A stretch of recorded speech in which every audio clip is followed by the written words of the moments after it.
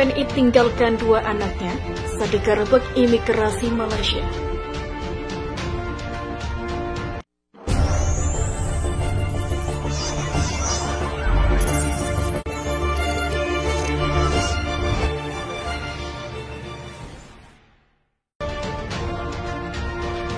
Dua anak yang masih kecil ditinggalkan begitu saja oleh orang tua mereka saat terjadi penggerebekan imigrasi pada Jumat pagi di Segambut Dalam, Malaysia.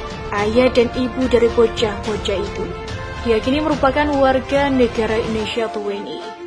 Seperti lansir media lokal Malaysia, dasar pada Jumat, dua WNI yang merupakan orang tua kedua bocah itu tidak diketahui kebenarannya saat penggerebekan dilakukan oleh Departemen Imigrasi Malaysia pukul 1.30 waktu setempat di permukiman liar di Kampung Masjid di Segambut Dalam. Dua anak yang tinggal kedua orang tuanya itu dilaporkan berusia 6 tahun dan 1 tahun. Penggerebekan itu dilakukan menyusul berakhirnya program kolaborasi ulang transportasi untuk para imigran tanpa dokumen resmi. Direktur Departemen Imigrasi Kuala Lumpur, Syamsul Badrin Mohsin, menyatakan para personil Departemen yang memeriksa sekitar 92 warga Indonesia atau WNI dan warga Bangladesh di desa yang digerebek.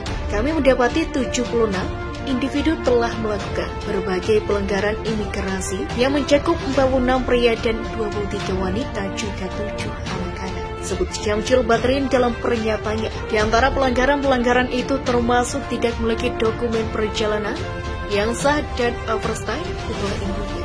Lebih lanjut, Syamsul Badrin menuturkan bahwa warga negara asing atau WNI yang tidak memiliki dokumen sah lengkap memiliki berbagai taktik untuk menghindari penindakan Departemen Imigrasi, termasuk kabur ke area rawat tanpa alas kaki. Seperti yang kita lihat sekarang, mereka bahkan meninggalkan anak-anak mereka untuk melarikan diri. Kita akan menempatkan jumlah personel di rumah tersebut hingga orang tua mereka kembali. Itulah ujarnya. Ditegaskan Syamsul Badrin bahwa Departemen Imigrasi Kuala Lumpur akan terus menggerebek area-area yang dipenuhi WNA tanpa dokumen sah, terutama area permukiman, pabrik-pabrik, pusat komersial, untuk mendeteksi mereka yang tidak ikut program repatriasi. Kita tidak akan berkompromi dalam mengambil tindakan sesuai dengan Undang-Undang Imigrasi, itulah tegasnya. Kementerian Dalam Negeri telah memberikan mereka kesempatan atau para WNA tanpa dokumen sah sejak November untuk ikut program repatriasi tanpa berapa pasti. Bendel Ibu Syamsul Badrin, tim pencari fakta atau TPF. Koalisi Buruh Migran Berdaulat menyebut sejumlah skala imigrasi Malaysia bak neraka. TPF mencatat 18 orang tewas di dalam tahanan di bawah pengawasan pemerintah Malaysia.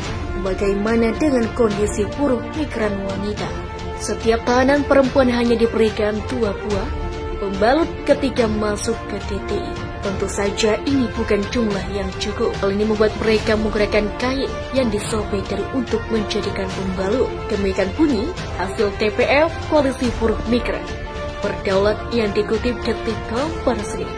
Laporan TPF itu diluncurkan akhir pekan lalu.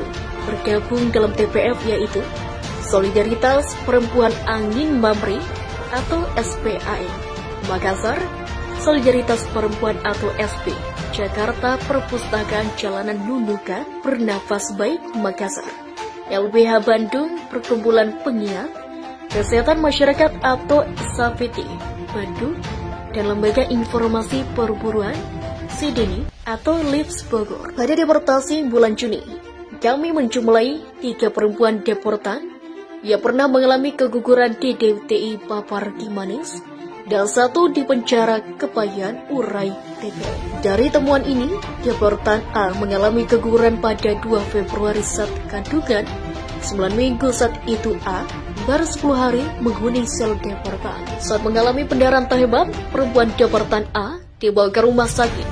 Kemudian dioperasi untuk mengeluarkan janin.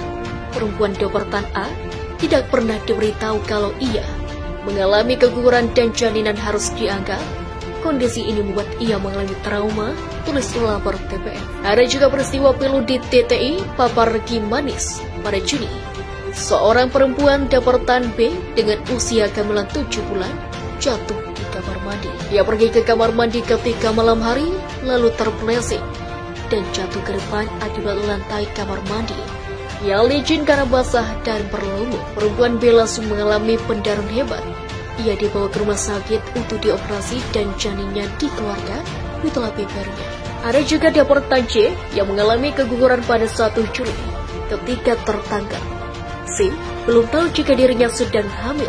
Baru setelah dipenjara selama 1 bulan, C merasa mual-mual, sulit makan dan mengalami diare selama 1 minggu. Dia kemudian diperiksa di klinik penjara dan diketahui sedang hamil. Saat usia kandungannya 7 bulan, C terjatuh di kamar mandi. Namun ia masih merasakan gerakan di dalam perutnya. Baru 2 hari, kemudian ia merasa mulai tidak ada gerakan lagi. Ia kemudian melapor dan dibawa ke rumah sakit. Di sana diketahui janinnya sudah berhenti di telah terangnya.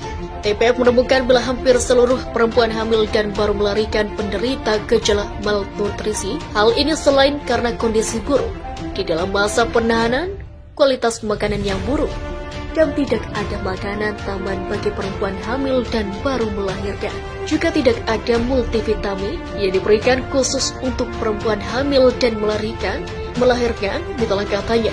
TPF juga mencatat sebagai perempuan deportan kehilangan sebagai besar hartanya ketika tertangkap. Hasil kerja keras mereka selama ini hilang atau dirampas ketika tertangkap dan ditahan. Berbagai kondisi tersebut membuat dorongan untuk kembali ke Sabah secepatnya, baik melalui jalur resmi maupun jalur tikus, menjadi sangat kuat, urai TPF lagi.